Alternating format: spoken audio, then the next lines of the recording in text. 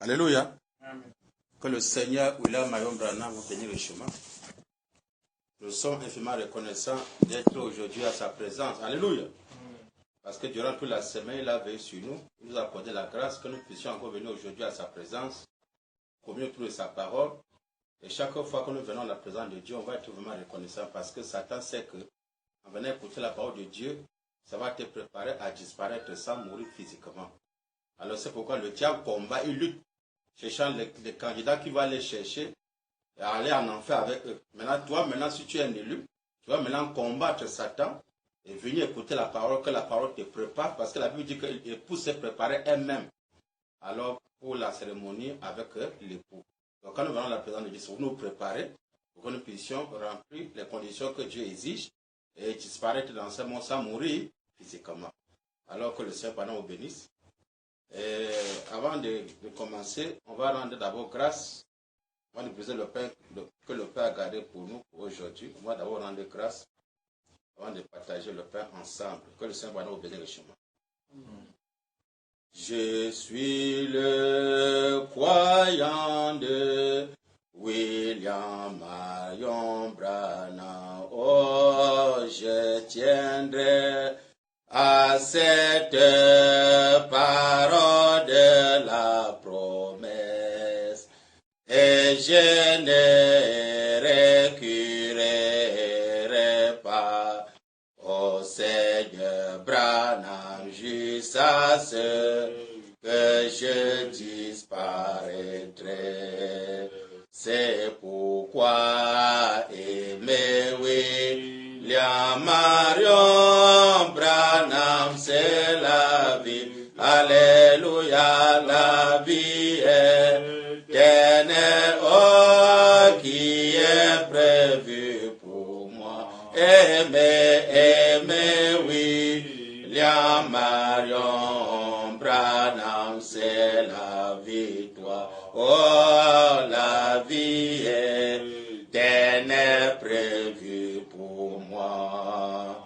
C'est pourquoi aimer William Marion Branham, c'est la vie. Alléluia, la vie éternelle, oh, qui est prévue pour moi. Aimer William Marion Branham, c'est la victoire. Oh, la vie éternelle prévue pour moi. Amen. Même si beaucoup aujourd'hui l'ont rejeté pour moi, qu'est-ce que c'est vraiment la parole, confirmée par le signe de la colonne de feu. Oh, je sais que je ne suis pas perdu. C'est pourquoi aimer William Marion Branham, c'est la vie. Alléluia, la vie éternelle, oh, qui est prévue pour moi. Aimer William Marion Branham, c'est la victoire. Oh, la vie éternelle prévue pour moi. C'est pourquoi aimer William Marion Branham, c'est la vie. Alléluia, la vie éternelle, oh, qui est prévue pour moi. Aimer William Marion Branham, c'est la victoire. Oh, la vie éternelle prévue pour moi. Dieu d'Abraham, Dieu d'Isaac, Dieu d'Israël, ton nom c'est William Marion Branham. Toi le Dieu qui avait dit au commencement, Seigneur, que la lumière soit et que la lumière fut.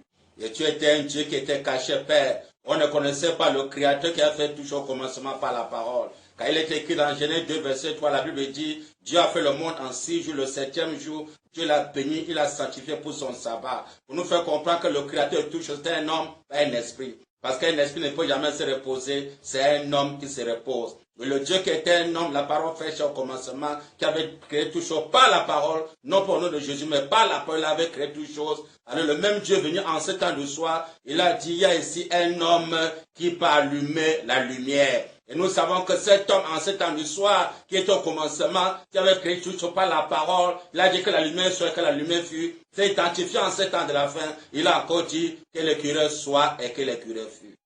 William Marion Branham, que ton nom soit béni, Père. Parce qu'on t'a reconnu en ce temps du soir, étant le Créateur, Seigneur. Tu as identifié ton divinité, Seigneur Branham, en créant les écureuils, Seigneur, roi des rois. Tu es venu au monde des pères avec 3 étoiles au ciel comme au temps de Jésus pour identifier ta divinité, Seigneur. Et la colonne de feu venue sur la tête, Père, pendant que tu battais les gens, Seigneur Branham, arrivé à la 17e personne, la voix a parlé au ciel comme au temps de Jésus. La voix a dit, même comme j'ai envoyé Jean-Baptiste, pour pouvoir venir. Ton message doit pouvoir encore ma seconde venue. Nous savons que la seconde venue, Père, c'est selon Matthieu 24, verset, car il est écrit, car comme l'éclair part de l'Orient et se monte jusqu'à l'Occident, ainsi c'est l'avènement du Fils de l'homme. C'est pourquoi en Occident, Seigneur Branham, on a vu, Père, 3 étoiles comme au temps de Jésus, et les mages ont reconnu, Père, même l'oiseau rouge-gorge se met à la fenêtre à 5 le matin, pour la toute première fois que l'oiseau chante les langues des hommes, ils ont commencé à chanter en anglais, il est ressuscité, il est ressuscité, il est ressuscité. Dans la seconde venue accomplie par Branham,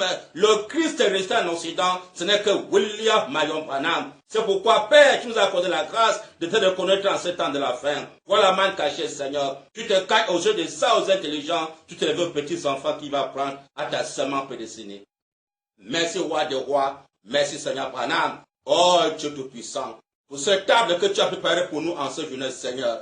Il est écrit dans ta parole que l'homme ne doit pas s'enlever du pain, mais aussi de toute la parole qui sort de la bouche de Dieu, Seigneur. On doit vivre tout ce que tu as dit, Père. C'est pourquoi nous sommes venus aujourd'hui, Père, devant ta table, Seigneur. Nous avons faim. Papa, on veut manger, Seigneur. Descends nous nourrir, Père, de ta parole aujourd'hui, Père Céleste. C'est toi le grand enseignant, Père, qui était promis dans la Bible, Seigneur Branham. Quand tu viendras, tu dois nous conduire dans toute la vérité, Seigneur. C'est toi qui viens révéler tous les mystères cachés, Père. Mettez chaque chose à sa place, Seigneur Branham. Descends nous parler ce soir, Seigneur. Tu as dit que la communion, Père, c'est qu'on doit parler à quelqu'un, Seigneur. Nous te parlons maintenant, Père, devant le signe sacré. Afin que tu descends aussi nous parler, Père, afin que la communion soit parfaite, Seigneur Branham. Nous sommes autour de cette table, Seigneur. Cette table de l'Occident, Père. Il est écrit dans ta parole, derrière le corps, là, ça s'appelle les aigles. Nous sommes les aigles, Seigneur Branham. Nous voulons manger la chair. Parce que l'aigle mange la chair. La parole fait chair. Nous voulons manger ta chair aujourd'hui et boire ton sang pour avoir la vie, Père. William Marion Branham. Descends nous parler ce soir, Seigneur. Oh, roi des rois. Bénis le frère qui soit à ta présence, Seigneur.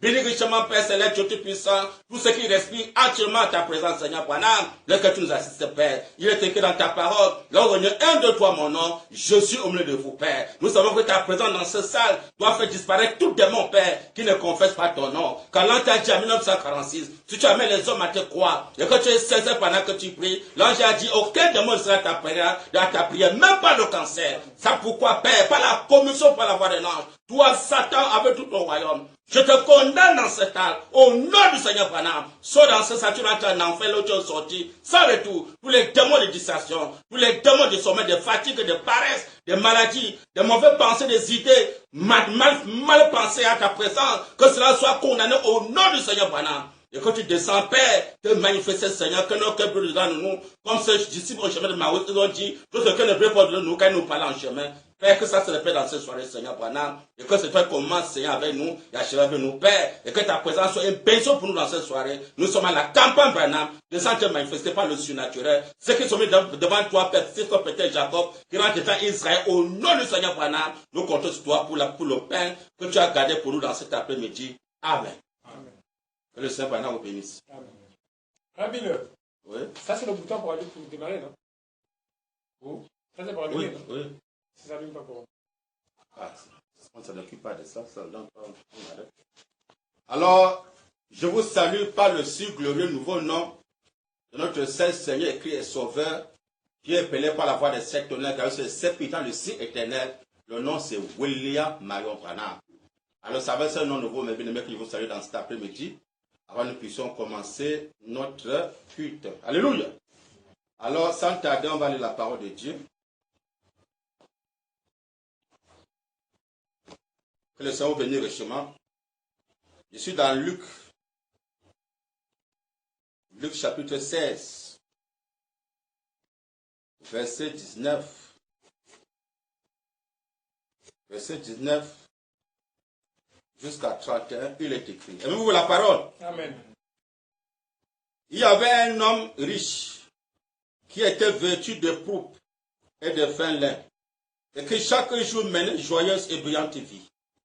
Un pauvre nommé Lazare était couché à sa porte, couvert du sel, et se désirait des miettes qui tombaient de la table du riche. Et même les chiens venaient encore lécher ce sel. Le pauvre mourut et il fut porté par les anges dans le sein d'Abraham. Le riche mourut aussi, il fut enseveli. Dans le séjour de mort, il leva les yeux pendant qu'il était en poêle au tourment. Il vit de loin Abraham et Lazare dans son sein. Il s'écria, Père Abraham, aie pitié de moi, et envoie Lazare pour qu'il trempe le bout de son doigt dans l'eau et me rafraîchit la langue, car je souffre cruellement dans cette flamme. Abraham répondit, mon enfant, souviens-toi que tu as reçu tes biens pendant ta vie et que Lazare eut les maux pendant la sienne. Maintenant, il est ici consolé et toi tu souffres. D'ailleurs, il y a entre nous et vous un grand abîme, afin que ceux qui voudraient passer d'ici vers vous ou de là vers nous ne puissent le faire. Le riche dit, je te prie donc, Père Abraham, d'envoyer Lazare dans le sein de mon père, car j'ai 5 frères. Pardon. Le riche dit, je te prie donc, Père Abraham, d'envoyer Lazare dans la maison de mon père, car j'ai 5 frères. C'est pour qu'il atteste ces choses, afin qu'ils ne viennent pas aussi dans ce lieu de tourment. Abraham répondit, ils ont Moïse et les prophètes qui les écoutent. Et il dit, non, Père Abraham, mais si quelqu'un des morts va vers eux, ils se repentiront. Et Abraham lui dit, s'ils n'écoutent pas Moïse et les prophètes, ils ne se laisseront pas persuader, même si quelqu'un des morts ressusciterait. Alléluia! Amen. Que le Seigneur William Branham ajoute les besoins à sa parole. On évolue encore dans... Aimez-vous la parole? Amen. Dans 1 Timothée.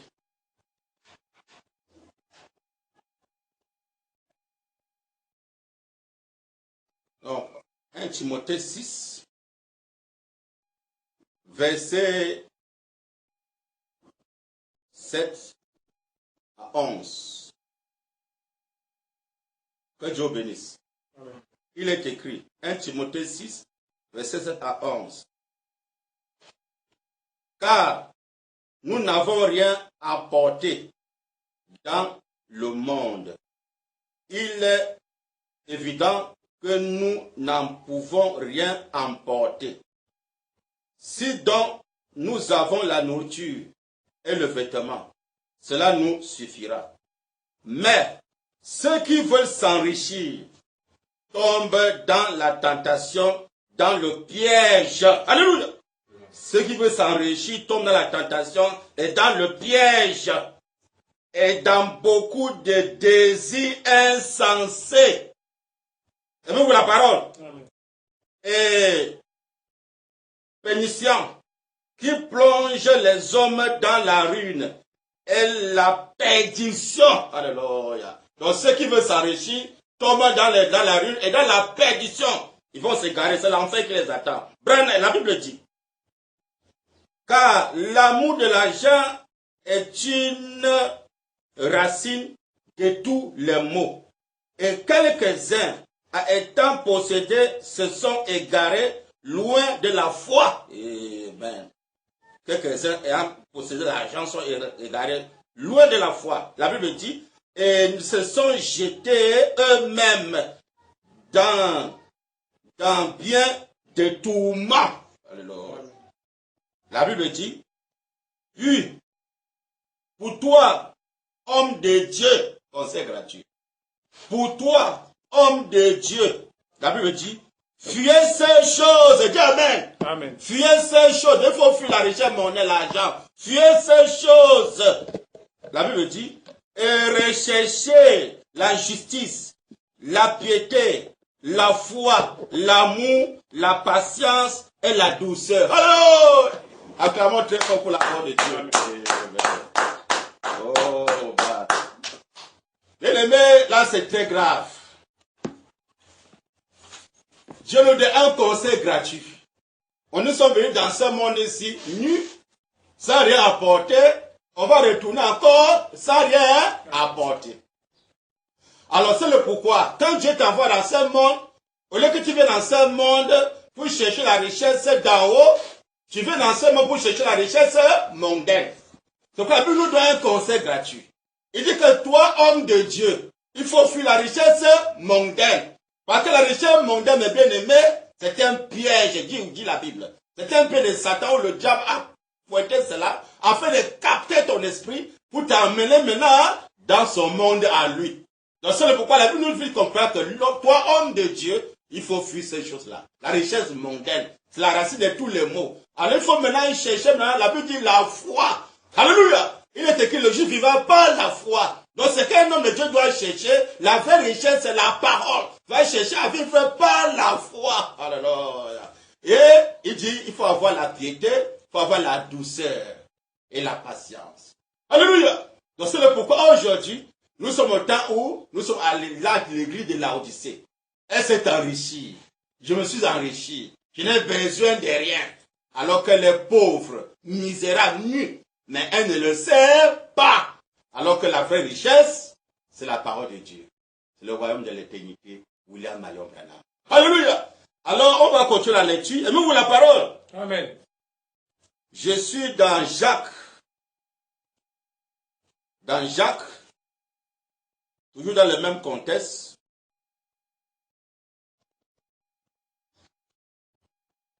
Jacques chapitre 2, verset 5 et verset 14 jusqu'à 22. Aimez-vous la parole? Alors il est écrit. Jean 2, verset 5. Écoutez, mes frères bien-aimés, Dieu n'a-t-il pas choisi des pauvres aux yeux du monde pour qu'ils soient riches en la foi, amen, et héritiers du royaume qu'il a promis à ceux qui l'aiment? Alléluia! Dieu choisit dans ce monde-ci les pauvres. Alléluia!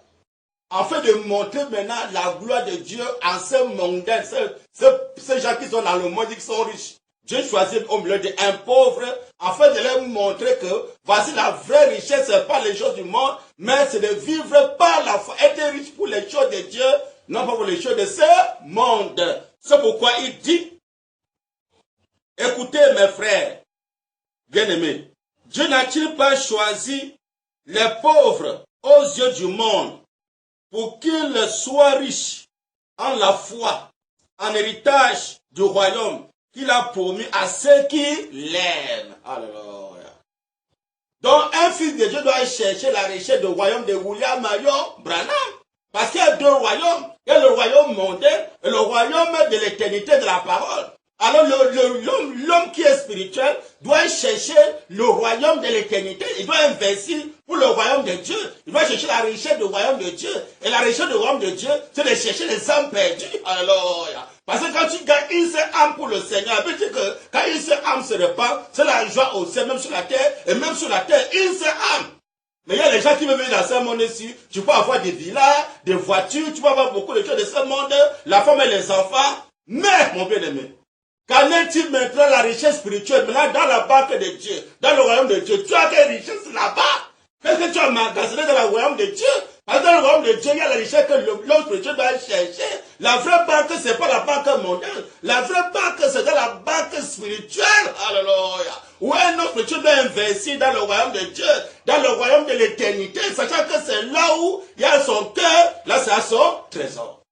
Pour ça, la Bible dit que Dieu a choisi dans ce monde-ci, aux yeux des riches de ce monde-ci, les pauvres. Alléluia. Afin que les pauvres là puissent être riches par la foi. Alléluia. La vraie richesse, c'est la vie éternelle, la santé éternelle. Un homme peut dire que non, j'ai l'argent, j'ai ceci, cela. Mais bien aimé, le jour que l'homme va fermer l'œil, il sera le plus pauvre malheureux de ce monde. Parce qu'il va tout laisser, il va partir. Et comme il part, ça sera très grave.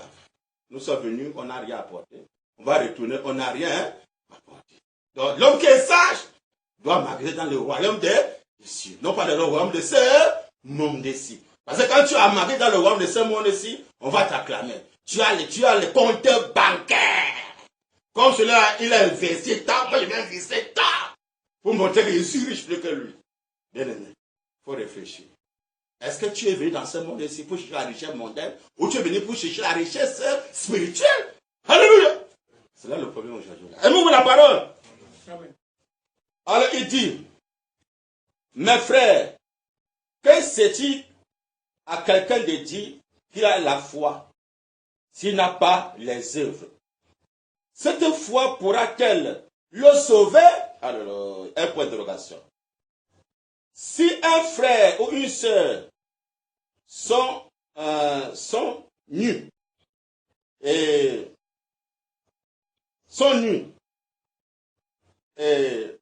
manquement, sont nus et de manquement, et manquent de la nourriture de chaque jour, et que l'un d'entre vous leur dise, allez en paix, chauffez-vous, rassasiez-vous, et que vous ne leur donnez pas ce qui est nécessaire au corps. À quoi sert-il? À quoi sert-il? Alléluia. Un frère devant toi, il a faim, il a des manquements, il a des besoins. Tu dis, non frère, va pour toi en paix frère. Dieu lui veut prendre soin de toi frère. Alors que Dieu t'a béni, tu as des moyens. La soeur a des moyens, le frère a des moyens. Tu vois un frère qui est là, il manque. Il a les manquements, il a les besoins. Tu dis que non, j'ai la foi, mais j'ai la foi. Mais va seulement, pas la foi, Dieu va prendre soin de toi, bien-aimé. Ne savez pas que comme Dieu t'a déjà donné, tu es maintenant placé pour aider le bien-aimé. Il est écrit porter le fardeau les uns et les autres. Alléluia. À moins qu'il n'en ait pas. Mais s'il y en a et qu'un frère, là, une soeur, là, elle manque peut-être là où habiter, ou bien je sais quoi. Ou bien elle manque de quoi se vêtir, ou bien elle manque la nourriture, ou bien elle manque quoi. Et que j'ai les moyens, je regarde le frère comme ça, je regarde la soeur comme ça. Je dis que j'ai la foi. La foi là est morte, dit la Bible. La Bible dit, mes frères, que sert-il à quelqu'un de dire qu'il a la foi s'il n'a pas les œuvres? Cette foi-là peut-elle le sauver? Si un frère ou une sœur sont nus et manquent de la nourriture de chaque jour, et que l'un d'entre vous leur dise, allez en paix, chauffez-vous, rassasiez-vous, et que vous ne leur donnez pas ce qui est nécessaire au corps, à quoi sert-il? Il est ainsi de la foi. S'il n'a pas les œuvres, elle est morte à elle-même. Mais quelqu'un dira, toi, tu as la foi et moi, j'ai les œuvres. Montre-moi ta foi sans les œuvres. Et moi, je te montrerai ma foi par mes œuvres. Tu crois qu'il y a un seul Dieu. Tu crois qu'il y a un seul Dieu. Tu le fais bien. Les démons le croient. Et ils tremblent. Alléluia. Donc, n'importe qui peut croire. Oh, non, Branham est Dieu. Oh, Jésus est Dieu. Oh, c'est qui est Dieu. On ne refuse pas. Même les démons peuvent aussi croire cela. Mais là, si tu as la foi doit marcher avec les œuvres. Tu dis que j'ai la foi et que tu ne peux pas mettre la foi dans la part des œuvres, ta foi est morte. Parce que Satan peut croire. Mais est-ce que Satan peut se repentir? Est-ce que Satan peut croire la parole? Mettre sa vie à nous sur la parole? Il ne peut pas. Mais là, c'est un homme spirituel. Quand il dit que moi je crois, il va démontrer par les œuvres. Pour ça, la Bible nous dit que tu dis que j'ai la foi. Montre-moi ta foi par les œuvres. Et moi, je te montrerai ma foi par les œuvres. Alléluia. Aimez-vous la parole? Il est écrit. Mais a un seul Dieu, et tu fais bien, les démons le croient aussi et ils tremblent.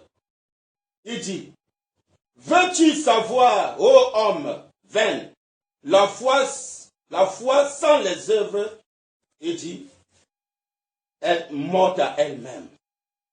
Abraham, notre père, ne fut-il pas justifié par les œuvres lorsqu'il offrit son fils Isaac sur l'autel? Il dit, tu vois que la foi agissait avec les œuvres, et que par les œuvres, la foi fut rendue parfaite. Alléluia!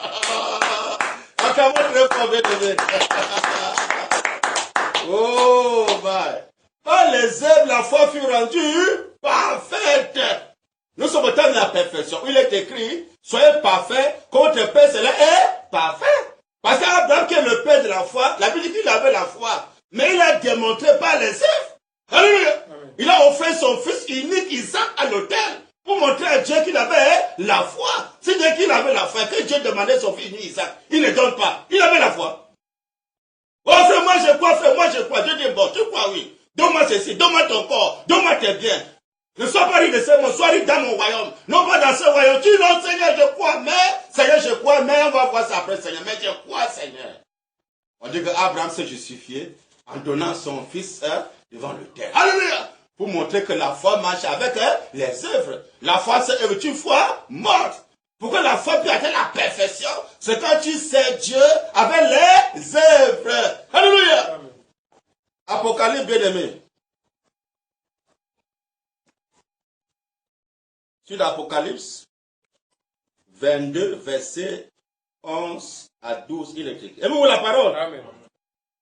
Que celui qui est injuste soit encore injuste. Que ce qui est souillé se souille encore.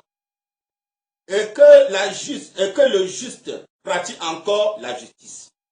Et que celui qui est saint se sanctifie encore. Et voici, je viens bientôt. Et voici, je viens bientôt. Et ma récompense est avec moi. Pour rendre à chacun selon ses œuvres. Alléluia. Oh, merci Seigneur Banam. Que le Seigneur Banam ajoute le sur sa parole. Amen. Alors, mes bien-aimés, c'est que Dieu m'a mis à cœur aujourd'hui. Nous allons voir le thème, c'est sur la foi sans œuvre est une foi morte. Alléluia. Parce que la foi doit marcher avec les œuvres. Ce voie d'Apocalypse, on nous fait comprendre l'Apocalypse que celui qui se souille davantage. Parce que quand le septième se révélé, Branham dit qu'il n'y a plus de sang sur l'autel. Parce que le sang, c'est la croix de Golgotha. Parce que beaucoup de gens, comme le dimanche aujourd'hui, les gens vont partir à l'église, mais leur foi est basée sur la croix de Golgotha. C'est comme si la croix de Golgotha les encourage de vivre dans le désordre. Alors, Branham dit que le sang couvrait seulement le péché. Maintenant, quand le septième se révèle, Branham dit qu'il n'y a plus de sang sur l'autel. Alléluia. La vie a quitté le sang. Alléluia. Il dit, quand Jésus était mort sur la croix de Golgotha, Branham dit, Dieu a fait sortir quelqu'un de Jésus dans le chef d'œuvre. Dieu a fait sortir quelqu'un de Jésus. Et c'est quelqu'un-là, Branham a formé une épouse. Alléluia. Donc maintenant, quand quelqu'un sort du sang de Jésus, alors la vie qui le sent. Et quand la vie qui le sent, alors le sang reste sans vie, c'est la mort qui est là-bas. Alors beaucoup de gens maintenant sont dans le sang de Jésus, la croix de Golgotha, mais leur vie ne change pas. C'est pourquoi quand le septième se révèle, la Bible dit que celui qui se souille davantage. Et que celui qui se sanctifie davantage. Et que celui qui pratique la justice, pratique encore la justice. Alléluia. Quand il viendra, il va payer chacun selon ses œuvres. Alléluia. Parce que la foi marche avec les œuvres. Mais pour venir ici, là, il faut avoir la foi avec les œuvres. Sinon, tu peux pas venir ici. Quelqu'un dit que non, moi je crois, mes frères, je suis comme moi à la maison. Alors qu'il est écrit, celui qui croira et qui sera baptisé sera sauvé. Celui qui ne croira pas sera condamné. Mais si tu crois seulement quand tu ne te baptises pas, tu n'as pas les œuvres, frère. Ta foi est morte. On n'a pas dit que celui qui croira, il sera sauvé. Non, on dit plutôt celui qui croira et qui sera baptisé sera sauvé. Si tu ne croiras pas, sera condamné. Mais je dis, mon frère, moi je crois, frère. Je crois le baptême du troisième maison de